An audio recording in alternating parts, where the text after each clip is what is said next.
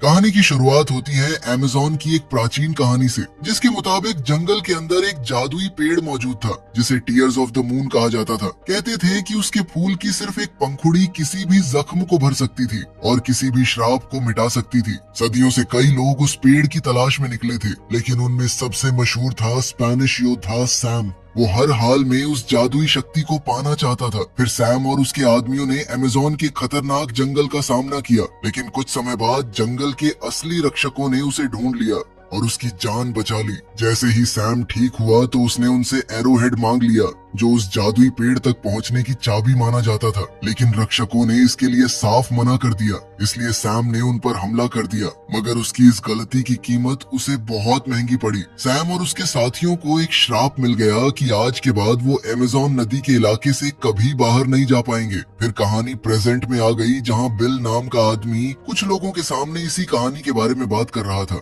उसने नक्शे पर उस पेड़ की पॉसिबल लोकेशन दिखाते हुए समझाया कि अगर उन्हें एरोहेड मिल जाए तो वो एक खोज अभियान शुरू करके टीयर्स ऑफ द मून को ढूंढ सकते थे। लेकिन असल में ये पूरा भाषण उसकी बहन लिली ने लिखा था और वो ऊपर छुपकर खड़ी हर लाइन उसके साथ बोल रही थी। कुछ देर बाद लिली को समझ आ गया कि उसका भाई सोसाइटी को एरोहेड देने के लिए राजी नहीं करा पाएगा, इसलिए उसने खुद ही मामला संभालने का फैसला कर लिया। जब बिल सबका ध्यान भटकाने लगा तब लिली चुपके से सोसाइटी के कॉरिडोर्स में घुस गई। उसके हाथ में एक नक्शा था जो उसे आर्टिफैक्ट्स के कमरे तक ले जाने वाला था, मगर रास्ते में उसकी टक्कर प्रिंस पार्क से हो गई। पार्क को लगा कि वो बस किसी असिस्टेंट का कमरा ढूंढ रही थी, इसलिए उसने बिना शक किए उसे जाने दिया। अब लिली सीधे आर्टिफैक्ट्स कमरे में घुस गई। फिर उसने अपने कपड़े बदल कर लड़कों वाले कपड़े पहन लिए ताकि किसी का ध्यान उस पर न जाए। कुछ देर बाद उसे वो क्रेट मिल गया जिसमें एरोहेड रखा हुआ था। जैसे ही उसने क्रेट खोला तो उसने तुरंत एरोहेड चुरा लिया, लेकिन उसी वक्त अचानक एक सोसाइटी मेंबर प्रिंस पार्क को भी उस कमरे में ले आया।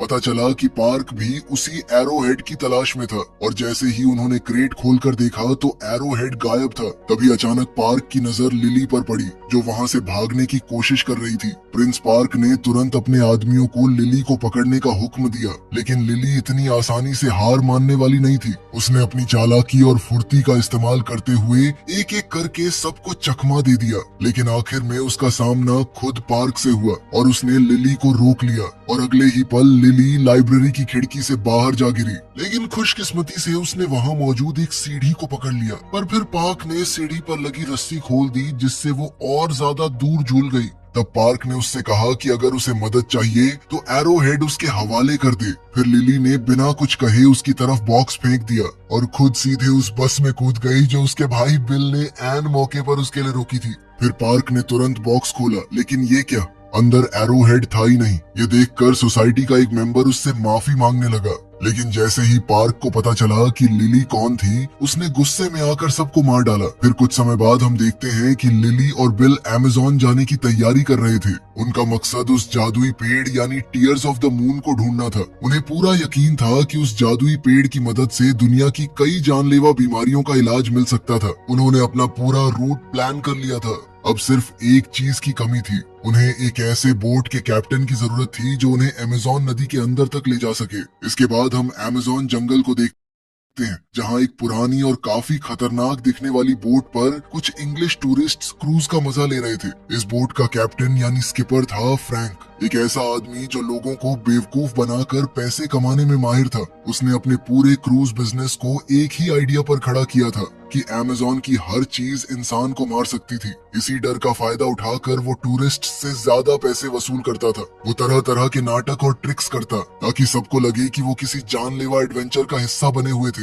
यहाँ तक कि उसने एक लोकल ट्राइब को भी पैसे दे रखे थे ताकि वो उसके झूठ में साथ दे। दूसरी तरफ लिली और बिल भी अमेज़न के किनारे बसी एक छोटी सी बस्ती में पहुंच गए थे, जहां फ्रैंक अपना पूरा काम चला रहा था। लेकिन उन्हें पता नहीं था कि प्रिंस पार्क के आदमी भी उनका पीछा कर रहे थे। खैर, लिली अपने मिशन को लेकर बेहद उत्साहित थी और जैसे ही वो पहुंची तो तुरंत स्किपर की तलाश में निकल पड़ी। उसकी नजर रॉय नाम के आदमी पर थी, जो डॉक पर मौजूद ज्यादातर बोट्स का मालिक लग रहा था। उधर हम देखते हैं कि रॉय सीधे फ्रैंक के पास गया, जो अभी अभी अपनी बोट लेकर वापस आया था। रॉय ने उससे अपना उधार चुकाने को कहा, लेकिन फ्रैंक के पास पूरे पैसे नहीं थे, इसलिए रॉय ने उसकी बोट का इंजन निकाल लिया और लॉक करके रख दिया। उसने साफ कह दिया कि इंजन तभी वापस मिलेगा जब पूरा कर्जा चुकाया जाएगा। फिर कुछ देर बाद लिली और बिल अलग अलग होकर रॉय को ढूंढने लगे और इसी दौरान लिली रॉय के ऑफिस के सामने पहुंच गई, जहां उसकी मुलाकात रॉय की जगह फ्रैंक से हो गई। असल में फ्रैंक रॉय के ऑफिस में चोरी छुपे घुसा हुआ था। उसका मकसद सिर्फ एक था,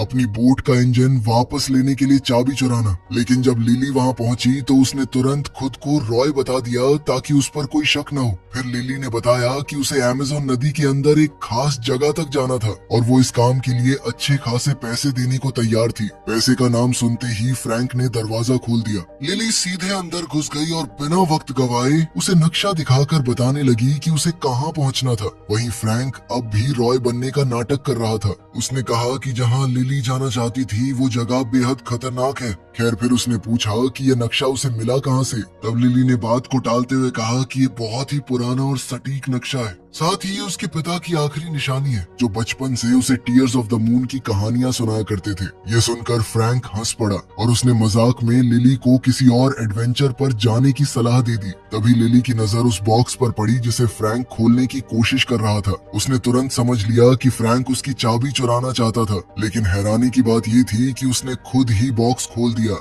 बस यही बात फ्रैंक को पसंद आ गई और उसने ये काम लेने का फैसला कर लिया। फिर वो लिली को डील फाइनल करने के लिए एक रेस्टोरेंट में ले गया। वो दोनों सफर की कीमत पर बहस कर ही रहे थे कि तभी बिल असली रॉय को लेकर वहां आ पहुंचा। लिली को तुरंत समझ आ गया कि फ्रैंक ने उसे बेवकूफ बनाया था। वो उससे अलविदा कहकर जाने लगी, लेकिन जाते जाते फ्रैंक की नजर उस एरो हेड पर पड़ी जो लिली ने अपने गले में पहना हुआ था। एरो हेड देखते ही उसकी दिलचस्पी और बढ़ गई। अब वो हर हाल में लिली का गाइड बनना चाहता था, इसलिए वो लगातार अपनी फीस कम करता गया और कहता रहा कि उससे बेहतर कोई भी उसे उस जगह तक नहीं ले जा सकता। लेकिन उसी वक्त रेस्टोरेंट में अचानक एक जैगवार घुस आया। उसे देखते ही रॉय डर कर छुप गया, जबकि फ्रैंक लिली और बिल के सामने खड़ा हो गया। कुछ देर तक उसकी जैगवार के साथ बढ़िया लड़ाई चली और फिर उसने मीट का एक टुकड़ा बाहर फेंक कर जैगवार को भगा दिया। जैगवार से निपटने का फ्रैंक का अंदाज देखकर लिली का भरोसा उस पर जम गया और उसने उसी वक्त उसे अपने गाइड के तौर पर रख लिया।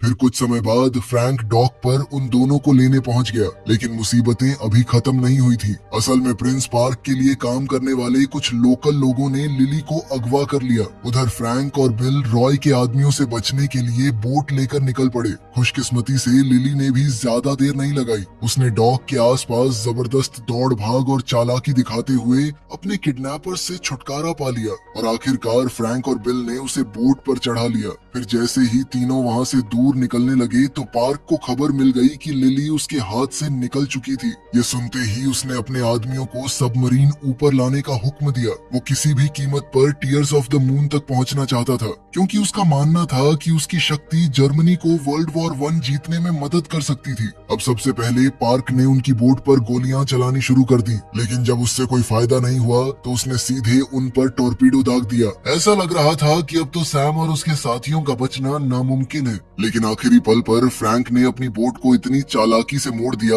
कि टॉर्पीडो उन्हें छू भी नहीं पाया। लेकिन इसी दौरान अचानक सबमरीन का प्रोपेलर एक मोटी रस्सी में उलझ गया और अगले ही पल पूरी सबमरीन डॉक की तरफ घिसटती चली गई। इसका टकराव इतना जबरदस्त था कि रॉय की लगभग सारी बोट्स तबाह हो गई। अब फ्रैंक, लिली और बिल आखिरकार टीयर्स ऑफ द मून की तलाश में निकल चुके थे। सफर के दौरान बिल तपती गर्मी से काफी परेशान रहता था, लेकिन लिली अमेज़न के हर पल का मजा ले रही थी। नदी के आसपास नजर आने वाला हर अजीब जानवर उसे उत्साहित कर देता। वो अपने कैमरा से लगातार वीडियोस बनाती रहती थी, यहाँ तक कि फ्रैंक भी उसकी रिकॉर्डिंग का हिस्सा बन गया। फ्रैंक को कैमरा काफी दिलचस्प लगा, इसलिए उसने भी उसे चलाकर देखना शुरू कर दिया और इसी बीच दोनों के दरमियान एक हल्की सी केमिस्ट्री भी नजर आने लगी। लेकिन अचानक लिली के दिमाग में एक आइडिया आया। उसने फ्रैंक से कहा कि वो बोट को एक नए रूट पर ले जाए। ये रास्ता ज्यादा खतरनाक था, लेकिन सफर को काफी छोटा कर सकता था। फ्रैंक को ये आइडिया बिल्कुल पसंद नहीं आया। उसने लिली को काफी समझाने की कोशिश की, लेकिन जब वो नहीं मानी तो उसने मजबूरी में उसकी बात मान ली। फिर रात होते ही फ्रैंक ने बोट को किनारे लगा दिया ताकि इंजन कुछ देर आराम कर सके। इधर बिल सोने चला गया जबकि फ्रैंक और लिली डेक पर बैठकर बातें करने लगे। धीरे धीरे दोनों एक दूसरे को बेहतर समझने लगे, लेकिन तभी बिल के साथ एक अजीब हादसा हो गया। उसका सामना जैगवार सैली से हो गया जो सीधे डेक तक पहुंच गई। बिल डर के मारे जमसा गया, लेकिन फ्रैंक ने आराम से सैली को आवाज लगाई और अगले ही पल वो बिल का चेहरा चाटने लगी। तब लिली को पता चला कि सैली असल में फ्रैंक की ही पेट जैगवार थी। ये जानकर वो काफी नाराज हो गई। उसे लगा फ्रैंक ने उसे बेवकूफ बनाया था और जो थोड़ा बहुत भरोसा उसने फ्रैंक पर किया था वो भी टूट गया। वहीं दूसरी तरफ पार्क ने भी अपना रास्ता बदल लिया था। उसका इरादा सैम और उसके श्रापित साथियों को ढूंढने का था, क्योंकि उसे लगता था कि वही लोग उसे जादुई पेड़ तक पहुंचने में मदद कर सकते थे। फिर कुछ समय बाद वो उस जगह पहुंच गया जहां सदियों पहले सैम और उसके आदमियों को कैद किया गया था। वहां पार्क सैम के पत्थर बने शरीर के पास गया और उस पर नदी का थोड़ा सा पानी गिरा दिया। अगले ही पल उसके शरीर से 2 सांप बाहर निकले। पता चला कि वो सांप सैम का ही हिस्सा थे। उनके जरिए सैम ने पार्क से बात की। फिर दोनों ने एक सौदा किया। पार्क एरोहेड ढूंढने में मदद करेगा और बदले में सैम उसे टीयर्स ऑफ द मून तक ले जाएगा। इसके बाद सांप ने इस सौदे की कसम खाई और फिर पार्क ने सैम और उसके साथियों को उनकी कैद से आजाद कर दिया। इधर अगली सुबह फ्रैंक और उसके साथी आखिरकार अमेज़न के खतरनाक बहाव तक पहुंच गए थे। जैसे ही वो खतरनाक पानी के बीच आगे बढ़े, फ्रैंक ने किसी तरह बोट को संभाले रखा। डर के बावजूद लिली जिद करती रही कि वो इसी रास्ते पर आगे बढ़े। 20 सफर में उनकी बोट लगभग एक खतरनाक ढलान से नीचे गिरने वाली थी। ये देखकर सबकी सांसें थम गईं, लेकिन फ्रैंक ने वक्त रहते बोट को संभाल लिया और उसे शांत पानी की तरफ ले आया, जिसके बाद उन सबकी जान में जान आई। खैर कुछ देर बाद फ्रैंक और बिल इंजन के लिए लकड़ी इकट्ठी करने लगे। तब बिल ने बताया कि वो लिली के साथ इस मिशन पर क्यों आया था, जबकि वो उसकी तरह एडवेंचरस बिल्कुल नहीं था। असल में जब उसे एहसास हुआ कि वो गे था, तब पूरे परिवार में सिर्फ लिली ही उसके साथ खड़ी रही थी और इसी वजह से वो उसके लिए कहीं भी जाने को तैयार था। उधर लिली चुपके से फ्रैंक के कैबिन में घुस गई और वहाँ उसे एक हैरान कर देने वाली चीज मिली। जब फ्रैंक वापस बोट पर आया तो लिली ने उससे कैबिन में मिले मैप्स और डॉक्यूमेंट्स के बारे में सवाल किया। उसे लगा कि फ्रैंक भी उसी पेड़ की तलाश में था। फ्रैंक ने कहा कि हाँ, किसी जमाने में ऐसा था, लेकिन बहुत पहले। उसने बताया कि अमेज़न आने की उसकी वजह भी वही थी। वो भी उस जादुई ताकत की तलाश में आया था, लेकिन उसे कभी ढूंढ नहीं पाया। लेकिन तभी अचानक फ्रैंक की किराए पर रखी हुई ट्राइब ने उन पर हमला कर दिया। कुछ देर तक वो लोग लिली और बिल के सामने ये नाटक चलाते रहे। फ्रैंक ट्रांसलेटर बनकर लिली और ट्राइब के चीफ के बीच बात करवाता रहा, लेकिन जब लिली ने बात कुछ ज्यादा ही आगे बढ़ा दी तो चीफ ने पूरा नाटक खत्म करने का फैसला कर लिया। कुछ समय बाद लिली ने चीफ से एरोहेड पर बने निशानों का मतलब पूछा। चीफ ने बताया कि जो भी टीयर्स ऑफ द मून की तलाश में निकलेगा उसे पानी को पत्थर में बदलना होगा और एक टूटे हुए दिल को जोड़ना होगा। उसने ये भी बताया कि उस पेड़ पर खास फूल सिर्फ रेयर क्राइंग मून के दौरान खिलता था और उनके मुताबिक वो पल 2 दिन बाद आने वाला है। चीफ ने कहा कि पेड़ तक पहुंचने के लिए उसे ऐसे सांप का पीछा करना होगा जो अपनी ही पूंछ को काट रहा हो। ये सुनते ही लिली को याद आया कि उसने वही निशान मैप में देखा था। उसने तुरंत मैप देखा और उस सिंबल को वहां ढूंढ निकाला। अब लिली को लगा कि वो फ्रैंक के बिना बस एक नाव में बैठकर वहां तक पहुंच सकती है, इसलिए उसने फ्रैंक को उसका बाकी बचा हुआ पैसा दे दिया। मगर उस रात गांव पर अचानक श्रापित लोगों यानी कॉन्क्विस्टाडोर्स ने हमला कर दिया। उनका सिर्फ एक मकसद था, एरोहेड हासिल करना। फ्रैंक, बिल और लिली 3 अलग अलग कॉन्क्विस्टाडोर्स का सामना करने लगे, मगर लड़ाई के दौरान उनमें से एक ने लिली के गले से एरोहेड छीन लिया और उसे सैम तक पहुंचा दिया। एरोहेड मिलते ही सैम वहां से भागने लगा, लेकिन फ्रैंक ने उसका रास्ता रोक लिया और दोनों के बीच उस आर्टिफैक्ट को लेकर जबरदस्त लड़ाई शुरू हो गई। मगर इसी बीच सैम ने फ्रैंक को चाकू मार दिया, लेकिन पेड़ों के बीच से नीचे गिरने से पहले फ्रैंक ने एरोहेड वापस छीन लिया और उसे लिली की तरफ उछाल दिया। उधर चीफ ने लिली और बिल की जान बचा ली और दोनों को सुरक्षित नीचे ले आई। फिर उसने लिली से कहा कि वो नदी की नजर से दूर भाग जाए, क्योंकि कॉन्क्विस्टाडोर्स नदी के पार नहीं जा सकते थे। लिली भागने लगी, लेकिन सैम के सांप उस तक पहुंच गए और उसे जकड़ लिया।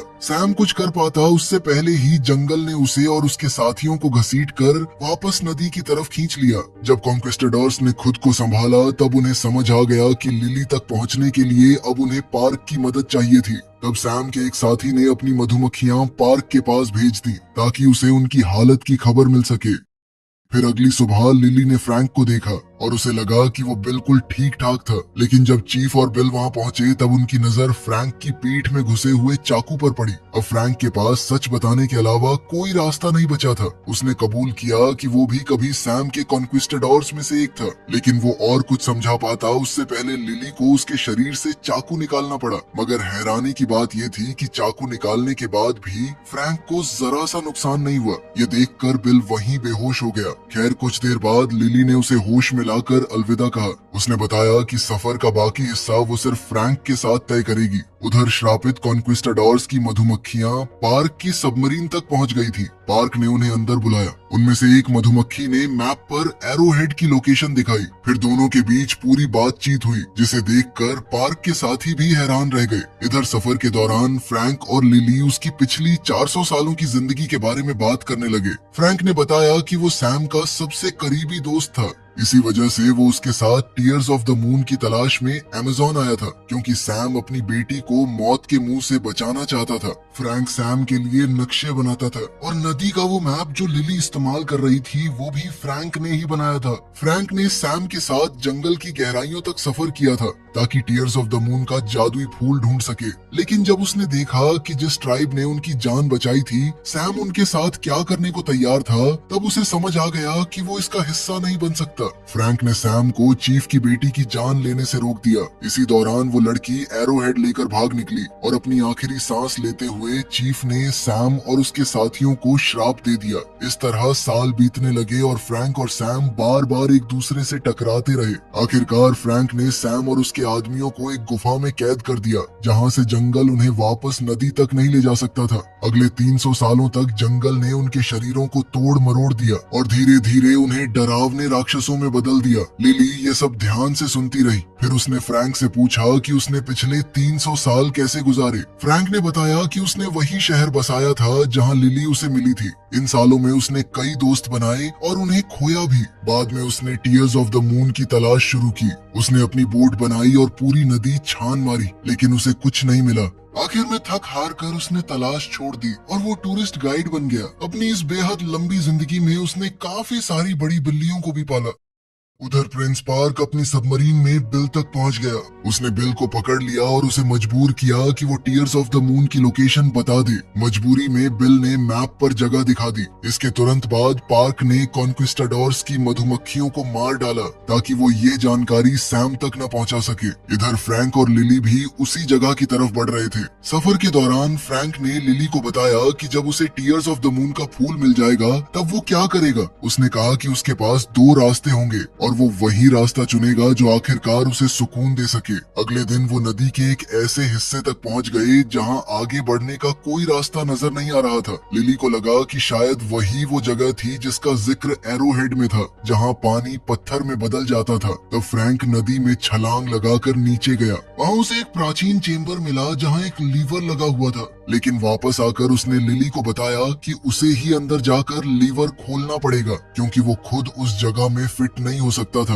ये सुनते ही लिली घबरा गई, क्योंकि उसे तैरना नहीं आता था। लेकिन आखिरकार फ्रैंक ने उसे मना लिया कि उनके पास और कोई रास्ता नहीं था, और फिर दोनों साथ में पानी के अंदर उतर गए। अब जैसे ही लिली चेम्बर के अंदर पहुंची उसने लीवर दबा दिया, लेकिन लीवर दबाते ही दरवाजा बंद हो गया। ये देखकर लिली बुरी तरह घबरा गई। तब फ्रैंक ने उसे किस करके थोड़ी सी हवा दी ताकि वो सांस ले सके। फिर लिली ने किसी तरह उस प्राचीन लीवर को पूरी तरह नीचे कर दिया। उधर फ्रैंक पर पिरानस का झुंड टूट पड़ा। धीरे धीरे वहाँ का सारा पानी निकलने लगा, लेकिन जब तक पानी पूरी तरह नहीं निकलता लिली के पास बाहर निकलने का कोई रास्ता नहीं। फिर जब फ्रैंक आखिरकार उस तक पहुँचा तो उसे लगा कि लिली डूब चुकी थी, लेकिन अगले ही पल लिली की आंखें खुल गईं और उसने फ्रैंक को थप्पड़ मार दिया, क्योंकि उसने उसे वहाँ अकेला छोड़ दिया था। खैर कपड़े बदलते वक्त दोनों को एहसास हुआ कि उन्होंने आखिरकार पेड़ की असली लोकेशन ढूंढ निकाली थी। लेकिन तभी एक और बड़ी मुश्किल सामने आ गई। जैसे ही वहाँ का बाकी पानी भी निकल गया,